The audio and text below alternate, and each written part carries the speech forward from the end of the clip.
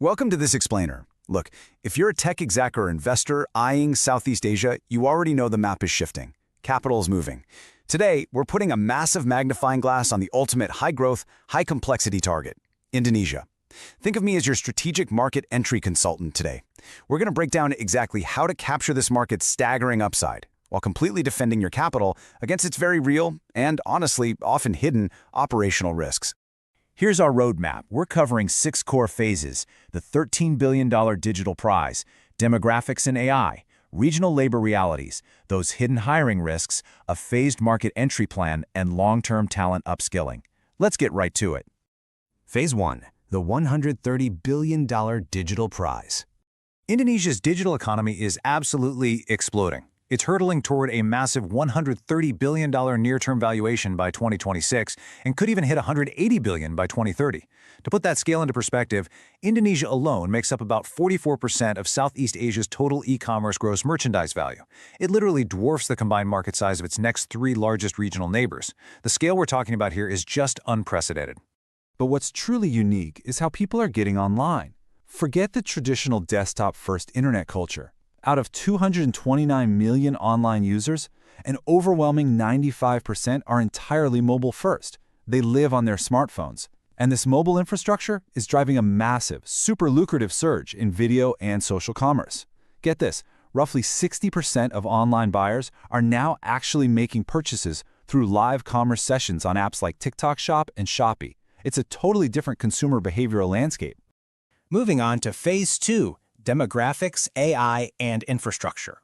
Now, beyond just e-commerce, we really need to understand the AI boom here. The data brilliantly illustrates this market's intense hunger for innovation. Check this out. Commercial AI adoption and revenue growth are faster here than anywhere else in the ASEAN region. Revenues from AI-enabled apps grew a staggering 127% year-on-year. Studies are even showing that nearly 80% of Indonesian internet users have already integrated AI tools into their daily routines. They aren't just passive consumers, they are rapid adopters of next-gen tech. And global tech titans, they're backing this massive adoption with serious billions in infrastructure. Regionally, 4,600 megawatts of new data center capacity is planned.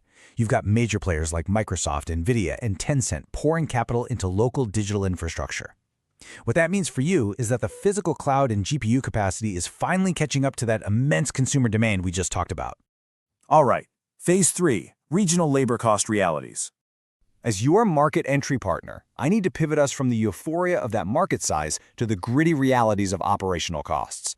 Let's look at the numbers. When comparing employer of record, or EOR fees, Thailand is incredibly cheap on statutory costs, capped at just 2 to 6%. Vietnam, on the other hand, is high at 23.5%. Indonesia sits comfortably in the middle at 10 to 12%. However, and this is a big however, in Indonesia, you absolutely must factor in the mandatory religious festivity allowance known as THR. It essentially acts as a mandatory 13th month bonus for your staff. So you can't just look at base salary, you have to look at the total annualized burden. And honestly, the cheapest country isn't always the best value anyway. Our strategic recommendation? Match country capabilities to the specific roles you need. For example, deploy headcount in Indonesia for roles like marketing specialists, running between $1,200 and $1,800 a month, to capture that local digital consumer, because they understand the localized e-commerce landscape. Conversely, consider sourcing your heavy technical roles, like software engineers, in Vietnam. A strong STEM education there yields a higher quality of technical output per dollar. Which brings us to Phase 4, navigating hidden hiring risks. So, the absolutely crucial point here is uncovering what lies beneath those attractive baseline salary numbers. What are the hidden costs of Indonesian expansion? We have to ask the hard questions about regulatory overhead, because misstepping here can and will severely impact your bottom line. It's not just about payroll, it's about the cost of managing and, if necessary, exiting personnel. Here are your hidden liabilities. The biggest shock to foreign investors is that terminating an employee involuntarily can trigger up to, and this is wild, 32 months of severance pay depending on their tenure. 32 months! That is a massive balance sheet risk. Plus, importing your own foreign executives carries extreme permit costs, usually between $2,000 and $5,000 per person. Oh, and compliance doesn't stop at fees. The Ministry of Manpower strictly requires mandatory Indonesian language training for long-term expats, and you have to appoint local Indonesian counterparts to ensure knowledge transfer. It's a lot to navigate. Phase 5. Phased Market Entry Strategy. To protect your capital from those exact risks, we utilize a calculated phased execution strategy. We strongly recommend mitigating your initial risk by using an employer of record, or EOR.